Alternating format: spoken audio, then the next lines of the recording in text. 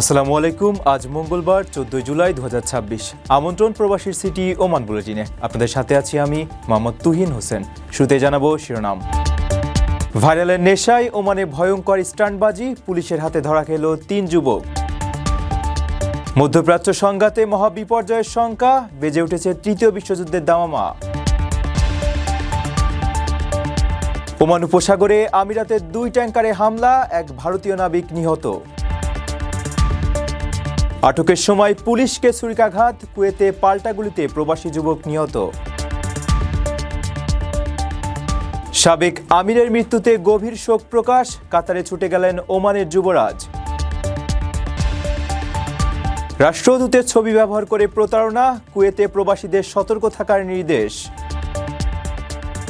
দর্শক, দেখছিলেন শিরোনাম, এবারে পুরো খবর। ওমানের সেরা রেট দিচ্ছে বাংলাদেশি প্রতিষ্ঠান গালফ এক্সচেঞ্জ। প্রিয়জনকে টাকা পাঠাতে আজই আসুন আমাদের যে কোনো ব্রাঞ্চে অথবা কল করুন স্ক্রিনে দেয়া নাম্বারে। গালফ এক্সচেঞ্জ, বাংলাদেশিদের প্রিয় এক্সচেঞ্জ। ভাইরালের নেশায় ওমানের সড়কে বেপরোয়া গতিতে গাড়ি চালিয়ে স্টান্টবাজির পর পুলিশের হাতে ধরা পড়েছেন 3 যুবক। সাধারণ মানুষের জীবন ঝুঁকিতে ফেলে সস্তা জনপ্রিয়তা পাওয়ার জন্য ছিল এই অপচেষ্টা। এখন তাদের আটক করে কঠোর আইনি ব্যবস্থা নিচ্ছে রয়্যাল ওমান পুলিশ। ওমানের সোহরে দুঃসাহসিক কাণ্ড ঘটিয়ে শেষ পর্যন্ত পুলিশের হাতে ধরা খেয়েছেন 3 যুবক। ইন্টারনেটে রাতারাতি হিরো হওয়ার নেশায় তারা জনবহুল সড়কে বেপরোয়া গতিতে গাড়ি ছুটিয়ে স্টান্টবাজি করছিলেন। উদ্দেশ্য ছিল সেই রোমাঞ্চকর ভিডিও সামাজিক যোগাযোগ মাধ্যমে ছড়িয়ে দিয়ে ভাইরাল হওয়া। কিন্তু বাস্তবে ভাইরাল তো হলেনই, তবে তা পুলিশের জালে ধরা পড়ে। রয়্যাল ওমান পুলিশের বিবৃতি থেকে জানা গেছে, উত্তর আলবাতিনা পুলিশ কমান্ড সম্প্রতি 3 নাগরিককে আটক করেছে। এদের মধ্যে কয়েকজন ট্রাফিক আইন অমান্য করে অত্যন্ত বেপরোয়া ও বিপজ্জনকভাবে গাড়ি চালাচ্ছিলেন। সোহর শহরের একটি সড়কে তিনি গাড়ির বিভিন্ন স্টান্ট ও ড্রিফটিং করছিলেন, যা সাধারণ মানুষের জীবনকে মারাত্মক ঝুঁকির মুখে ফেলে দেয়। পুলিশের দেওয়া তথ্য অনুযায়ী শুধু বেপরোয়া গাড়ি চালানোই নয়, চালকের সঙ্গী হিসেবে গাড়িতে থাকা বাকি ব্যক্তিরা এই গোটা ঘটনার ভিডিও ধারণ করেন। তাদের উদ্দেশ্য ছিল সামাজিক যোগাযোগ মাধ্যমে ভিডিওটি শেয়ার করে সস্তা জনপ্রিয়তা কুড়ানো। ভিডিওটি নজরে আসার পরই দ্রুত ব্যবস্থা নেয় প্রশাসন। অভিযুক্ত 3 জনকে শনাক্ত করে আটকের পর বর্তমানে তাদের বিরুদ্ধে প্রয়োজনীয় আইনি ব্যবস্থা নেওয়া হচ্ছে। নিজের একটি স্বপ্নের ফ্ল্যাট এখন আর স্বপ্ন নয়। প্রবাসীর সিটিতে শুরু হয়েছে 6 বছর মেয়াদী সহজ কিস্তিতে ফ্ল্যাট কেনার দারুণ সুযোগ। এক ঠিকানায় আধুনিক জীবনযাপনের সব সুবিধা, নিরাপদ, পরিকল্পিত ও বিদেশের মতো স্মার্ট পরিবেশ। আজই বুকিং করুন আপনার পছন্দের ফ্ল্যাট আর গড়ে তুলুন নিজের স্থায়ী ঠিকানা। বিস্তারিত জানতে কল করুন স্ক্রিনে দেয়া নাম্বারে। মধ্যপ্রাচ্যে চলমান সংঘাত এবং যুক্তরাষ্ট্র ও ইরানের মধ্যে পাল্টাপাল্টি হামলা নতুন বৈশ্বিক সংঘাতের অশনি সংকেত দিচ্ছে। ইরানের সুরক্ষায় রাশিয়ার সামরিক উপস্থিতির ইঙ্গিত এবং বিশ্বশক্তির এমন প্রকাশ্য মেরুকরণে পৃথিবী ইতিমধ্যেই তৃতীয় বিশ্বযুদ্ধে প্রবেশ করেছে বলে আশঙ্কা প্রকাশ করছেন বিশ্লেষকরা। মধ্যপ্রাচ্যের যুদ্ধ পরিস্থিতি এখন মহা বিপর্যয়ের রূপ নিয়েছে। বিশ্বজুড়ে যে যুদ্ধাবস্থা তৈরি হয়েছে তা স্পষ্টতই এক নতুন বৈশ্বিক সংঘাতের অশনি সংকেত। সৌদি আরব ও ইয়েমেনের হুতিদের দীর্ঘদিনের চাপা ক্ষোভ ও প্রক্সি যুদ্ধগুলো এখন প্রকাশ্য রূপ ধারণ করায় বিশ্লেষকদের অনেকেই আশঙ্কা করছেন পৃথিবী হয়তো ইতিমধ্যেই অলক্ষিতভাবে তৃতীয় বিশ্বযুদ্ধে প্রবেশ করে ফেলেছে। এর মধ্যেই চুক্তি লঙ্ঘন করে ইরানের পারমাণবিক ও সামরিক স্থাপনা লক্ষ্য করে হামলা জোরদার করেছে যুক্তরাষ্ট্র। ইরানও হাত গুটিয়ে বসে থাকেনি। তেহরানের পক্ষ থেকে ওমান, কুয়েত সহ আরব দেশগুলোই অভূতপূর্ব মাত্রায় পাল্টা ক্ষেপণাস্ত্র ও ড্রোন হামলা চালিয়ে সেই আঘাতের জবাব দেওয়া হয়েছে। পরিস্থিতিকে চূড়ান্ত রূপ দিতে মস্কোর সক্রিয় অংশগ্রহণ এখন আর গোপন কোনো বিষয় নাই। ইরানের ভেতরে রাশিয়ার অত্যাধুনিক সামরিক বিমানের নিয়মিত আনাগোনা ইঙ্গিত দিচ্ছে ক্রেমলিন তেহরানের সুরক্ষায় সরাসরি মাঠে নেমেছে। মার্কিন যুক্তরাষ্ট্র ও পশ্চিমা বিশ্বের প্রবল নিষেধাজ্ঞা বৃদ্ধাঙ্গুষ্টি দেখিয়ে রুশ যুদ্ধবিমানের এই অবস্থান মধ্যপ্রাচ্যের আকাশকে এক নতুন স্নায়ুযুদ্ধের উত্তাপে ভরিয়ে দিয়েছে। বিশ্বশক্তির এই প্রকাশ্য মেরুকরণ প্রমাণ করে যে এটি আর কোনো বিচ্ছিন্ন দেশের লড়াই নয়, বরং বৈশ্বিক অক্ষশক্তির এক মহড়া।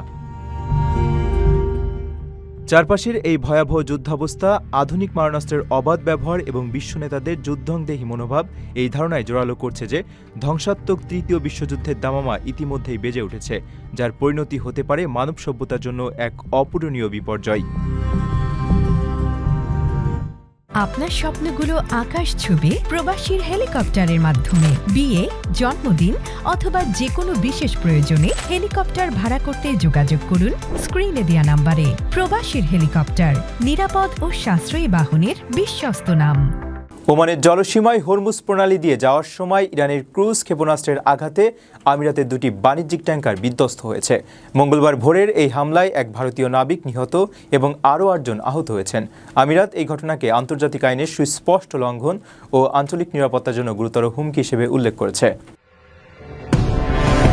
ওমানের জলসীমায় হরমুজ প্রণালীর দক্ষিণ নৌপথ দিয়ে যাওয়ার সময় ইরানের ক্রুজ ক্ষেপণাস্ত্রের আঘাতে সংযুক্ত আরব আমিরাতের দুটি ট্যাঙ্কার বিধ্বস্ত হয়েছে। মঙ্গলবার ভোরের এই ঘটনায় একজন নাবিক নিহত এবং 4 জনের অবস্থা গুরুতর সহ আরও 8 জন আহত হয়েছেন। আমিরাতের প্রতিরক্ষা মন্ত্রণালয় জাহাজ দুটিকে মোম্বাসা এবং আল বাহিয়া হিসেবে শনাক্ত করেছে এবং জানিয়েছে নিহত ব্যক্তি মোম্বাসা জাহাজের একজন ভারতীয় নাবিক ছিলেন। আহতদের মধ্যে 6 জন ভারতীয় এবং 2 জন ইউক্রেনীয় নাগরিক। বলা হয়েছে জাহাজে আগুন লাগার পর উভয় ট্যাঙ্কারেরই ব্যাপক ক্ষতি হয়েছে এবং আগুন নিয়ন্ত্রণে আনা হয়েছে।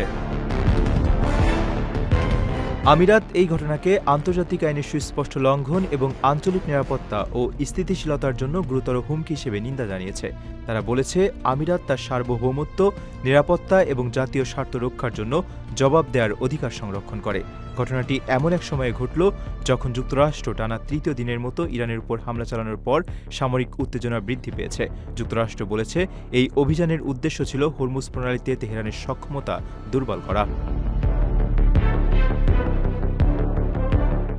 কুয়েতের আলী সাওয়া আল সালেম এলাকায় আটকের সময় পুলিশ কর্মকর্তাকে ছুরিকাঘাত করায় নিরাপত্তা বাহিনীর পাল্টা গুলিতে এক প্রবাসী যুবক নিহত হয়েছেন। ওই যুবকের হামলায় এক পুলিশ কর্মকর্তা গুরুতর আহত হয়ে বর্তমানে চিকিৎসাধীন রয়েছেন। কুয়েতে আটকের সময় এক পুলিশ কর্মকর্তাকে ছুরিকাঘাতের পর আইন শৃঙ্খলা রক্ষাকারী বাহিনীর গুলিতে এক সন্দেহভাজন প্রবাসী নিহত হয়েছেন। গত সোমবার দেশটির আলী সাওয়া আল সালেম এলাকায় এই ঘটনা ঘটে। কুয়েতের স্বরাষ্ট্র মন্ত্রণালয় এক বিবৃতিতে এই তথ্য নিশ্চিত করেছে। মন্ত্রণালয়ের পক্ষ থেকে জানানো হয়, নিয়মিত টহলের অংশ হিসেবে পুলিশ ওই ব্যক্তিকে থামায়। পরে যাচাই করে দেখা যায় 1993 সালে জন্ম নেওয়া ওই সিরীয় নাগরিক একজন ওয়ান্টেড আসামি এবং তার বিরুদ্ধে গ্রেপ্তারি পরোয়ানা রয়েছে। কর্মকর্তারা তাকে আটকের চেষ্টা করলে তিনি বাধা দেন এবং এক পর্যায়ে ছুরি বের করে পুলিশের ফার্স্ট কর্পোরাল পদমর্যাদার এক কর্মকর্তার উপর হামলা চালান। এতে ওই কর্মকর্তার ঘাড় ও উরুতে জখম হয়। হামলার পর নিজেদের রক্ষার্থে নিরাপত্তা বাহিনীর সদস্যরা পাল্টা গুলি ছোড়েন। পরে গুরুতর আহত অবস্থায় সন্দেহভাজন ওই হামলাকারী ও পুলিশ কর্মকর্তাকে উদ্ধার করে দ্রুত হাসপাতালে নেওয়া হয়। সেখানে চিকিৎসাধীন অবস্থায় সিরীয় ওই যুবকের মৃত্যু হয়। অন্যদিকে আহত পুলিশ কর্মকর্তার জরুরি অস্ত্রোপচার সম্পন্ন হয়েছে এবং বর্তমানে তিনি নিবিড় পর্যবেক্ষণে চিকিৎসাধীন রয়েছেন। কাতারের সাবেক আমির শেখ হামাদ বিন খলিফা আল থানির মৃত্যুতে শোক প্রকাশ করতে দোহা সফর করেছে ওমানের একটি উচ্চ পর্যায়ের প্রতিনিধি দল। দেশটির উপপ্রধানমন্ত্রীর নেতৃত্বে এই প্রতিনিধি দল কাতারের সরকার, রাজপরিবার ও সাধারণ জনগণের প্রতি গভীর সমবেদনা ও সংহতি প্রকাশ করেছে। কাতারের সাবেক আমির শেখ হামাদ বিন খলিফা আল থানির মৃত্যুতে শোক প্রকাশ করতে দোহা সফর করেছে ওমানের একটি উচ্চ পর্যায়ের প্রতিনিধি দল। সোমবার ওমানের প্রতিরক্ষা বিষয়ক উপপ্রধানমন্ত্রী সাইদ শিয়াব বিন তারিক আল সাইদ এবং অর্থনৈতিক বিষয়ক উপপ্রধানমন্ত্রী ও যুবরাজ সাইদ থিয়াজিন বিন হাইতাম আল সাইদের নেতৃত্বে প্রতিনিধি দলটি কাতারের এই সফরে যায়। ওমানের সুলতান এবং দেশটির সরকার ও জনগণের পক্ষ থেকে প্রতিনিধি দলটি কাতারের নেতৃত্ব ও সাধারণ মানুষের প্রতি গভীর সমবেদনা জ্ঞাপন করেছে। প্রয়াত আমিরের প্রতি বিনম্র শ্রদ্ধা জানাতেই মূলত তাদের এই শোকযাত্রা। সফরকালে ওমানের প্রতিনিধি দলটি কাতারের সরকার ও জনগণের সঙ্গে পূর্ণ সংহতি প্রকাশ করে। এ সময় তারা প্রয়াত আমিরের বিদেহী আত্মার চিরস্থায়ী শান্তি কামনা করেন। পাশাপাশি শোকের এই কঠিন সময়ে শোক সন্তপ্ত রাজপরিবার এবং কাতারের আপামর জনসাধারণকে ধৈর্য ও সাহসের সঙ্গে পরিস্থিতি মোকাবেলার জন্য প্রার্থনা জানানো হয়। কুয়েত প্রবাসী বাংলাদেশিদের অর্থ ও ব্যক্তিগত তথ্য হাতিয়ে নিতে রাষ্ট্রদূতের ছবি ও পরিচয় ব্যবহার করে অভিনব প্রতারণার ফাঁদ পেতেছে একটি চক্র। প্রবাসীদের কাছে ফোন করে ওটিপি চাওয়ায় এই সাইবার অপরাধের বিষয়ে সবাইকে সর্বোচ্চ সতর্ক থাকার নির্দেশ দিয়েছে কুয়েতের বাংলাদেশ দূতাবাস।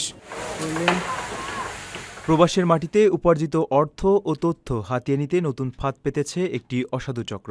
খোদ রাষ্ট্রদূতের ছবি ও দূতাবাসের কর্মকর্তাদের পরিচয় ব্যবহার করে কুয়েত প্রবাসী বাংলাদেশিদের কাছে ফোন করে চাওয়া হচ্ছে ওটিপি। এই অভিনব প্রতারণার বিষয়ে প্রবাসীদের সর্বোচ্চ সতর্ক থাকার নির্দেশ দিয়েছে কুয়েতের বাংলাদেশ দূতাবাস। সোমবার রাতে দূতাবাসের বিজ্ঞপ্তিতে জানানো হয়, প্রতারকেরা হোয়াটসঅ্যাপে বাংলাদেশের রাষ্ট্রদূত মেজর জেনারেল সৈয়দ তারেক হোসেনের ছবি ব্যবহার করছে। তারা দেশীয় নম্বর থেকে কল করে নানা সেবার প্রলোভনে ব্যক্তিগত তথ্য দাবি করছে। অথচ দূতাবাস কখনোই ফোন করে প্রবাসীদের কাছে ওটিপি বা সার্ভিস চার্জ চায় না বলে স্পষ্ট জানিয়েছে। বর্তমানে কুয়েতে প্রায় ৩ লাখের বেশি বাংলাদেশি কর্মরত। সাইবার অপরাধীদের এমন ফাঁদে পা দিয়ে কষ্টার্জিত অর্থ না হারাতে প্রবাসীদের সচেতন হওয়ার আহ্বান জানানো হয়েছে। সন্দেহজনক কল পেলে বিভ্রান্ত না হয়ে তাৎক্ষণিকভাবে তা এড়িয়ে যাওয়ার পরামর্শ দিয়েছেন সংশ্লিষ্ট কর্মকর্তারা। দর্শক, দেখছিলেন প্রবাসীর সিটি নিবেদিত প্রবাস টাইম বুলেটিন। শেষ করার আগে শিরোনামগুলো জানিয়ে দিচ্ছি আরও একবার। ভাইরালের নেশায় ওমানে ভয়ঙ্কর স্টান্টবাজি, পুলিশের হাতে ধরা খেল ৩ যুবক।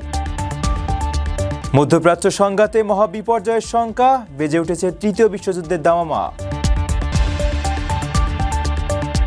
ওমান উপসাগরে আমিরাতের 2 ট্যাঙ্কারে হামলা, এক ভারতীয় নাবিক নিহত। আটকের সময় পুলিশকে ছুরিকাঘাত, কুয়েতে পাল্টা গুলিতে প্রবাসী যুবক নিহত। সাবেক আমিরের মৃত্যুতে গভীর শোক প্রকাশ, কাতারে ছুটে গেলেন ওমানের যুবরাজ। রাষ্ট্রদূতের ছবি ব্যবহার করে প্রতারণা, কুয়েতে প্রবাসীদের সতর্ক থাকার নির্দেশ। এই ছিল প্রবাসীর সিটি নিবেদিত প্রবাস টাইম বুলেটিনের আজকের আয়োজনে। প্রবাসের সর্বশেষ সংবাদ পেতে ভিজিট করুন probastime.com। সাবস্ক্রাইব করুন আমাদের ইউটিউব চ্যানেল এবং চোখ রাখুন ফেসবুক পেজে। পরবর্তী বুলেটিন দেখার আমন্ত্রণ জানিয়ে আজকের মতো বিদায় নিচ্ছি আমি মোহাম্মদ তুহিন হোসেন। সেই পর্যন্ত সবাই ভালো থাকবেন এবং নিরাপদে থাকবেন। আল্লাহ হাফেজ।